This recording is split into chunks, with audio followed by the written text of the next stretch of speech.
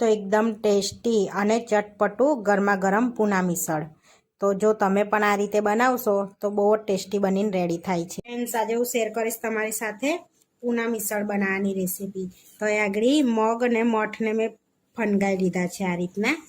હવે આપણે પૂના મિસળ બનાવીશું. હવે આપણે એમાંથી મગને મઠ 1 કપ લઈ લીધા છે.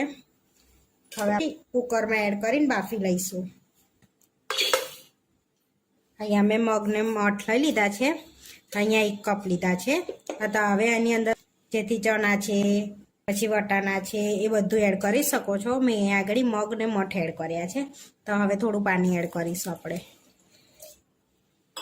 તો અહીંયા અડધો ગ્લાસ મેં પાણી એડ કર્યું છે. હવે થોડી હળદર એડ કરીશું, થોડું મીઠું એડ કરીશું. હવે મિક્સ કરી લઈશું અને ફાસ્ટ ગેસે આપણે 1 થી 2 વિસલ વગાડી લઈશું, જેથી આપણા મગ ને મઠ ઓગળી ના જાય એ રીતની. હવે આપણે સીટી વગાડી લીધી છે. આપણે ચેક કરી લઈશું. તો આપણા મગ ને મઠ સરસ એવા બફાઈ ગયા છે, જોઈ શકો છો. હવે મિસળ આપણે બનાવી લઈશું. હવે આપણે કઢાઈમાં તેલ લઈ લઈશું. તો અહીંયા આગળ મેં 2 મોટી પરી તેલ લઉં છું. અહીંયા આપણે તેલને ગરમ થવા દઈશું. હવે તેલ ગરમ થઈ ગયું છે. આપણે ઝીણી કટ કરેલી 2 ડુંગળી એડ કરીશું અને શેકાવા દઈશું. ડુંગળીને આપણે હિંગ એડ કરીશું 5 ચમચી અને શેકી લઈશું આપણે. હવે ડુંગળી થોડી કૂક થઈ ગઈ છે. હવે આદુ અને લસણ એડ કરીશું, એની પેસ્ટ 1 ચમચી અને મિક્સ કરી લઈશું.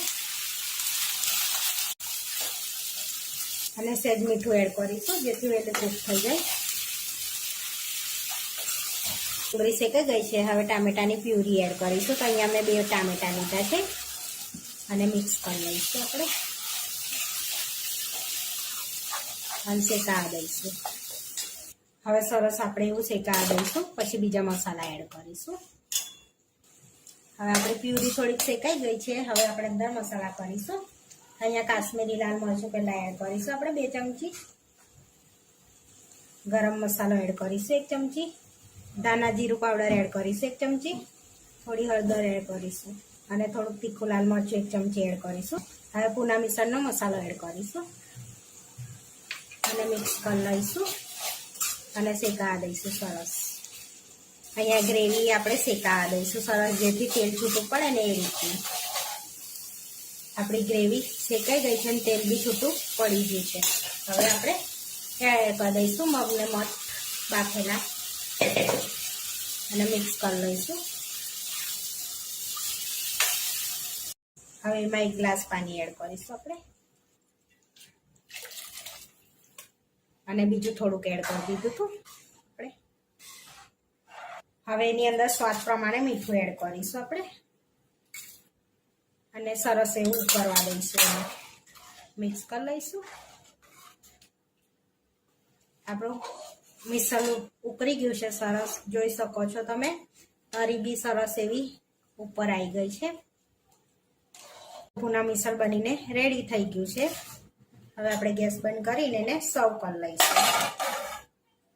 હવે આપણે થોડા દાણા એડ કરી દઈશું અને સર્વ કરી લઈશું. અહીંયા બાઉલમાં આપણે મિસળ લઈ લઈશું.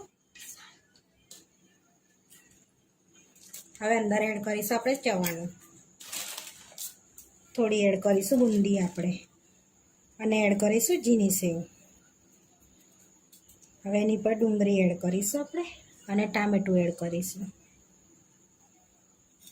અને એડ કરીશું આપણે ગરી દહીં એની પર. હવે એડ કરીશું ધાણા ઉપર આપણે. હવે બન લઈ લઈશું આપણે. આપણું પૂના મિસળ બનીને રેડી થઈ ગયું છે. આવા વિડીયો જોવા માટે મારી ચેનલને સબસ્ક્રાઈબ કરો, લાઈક કરો અને શેર કરો અને તમે જરૂરથી ટ્રાય કરો. ફરી મળીશું નવા વિડીયોમાં.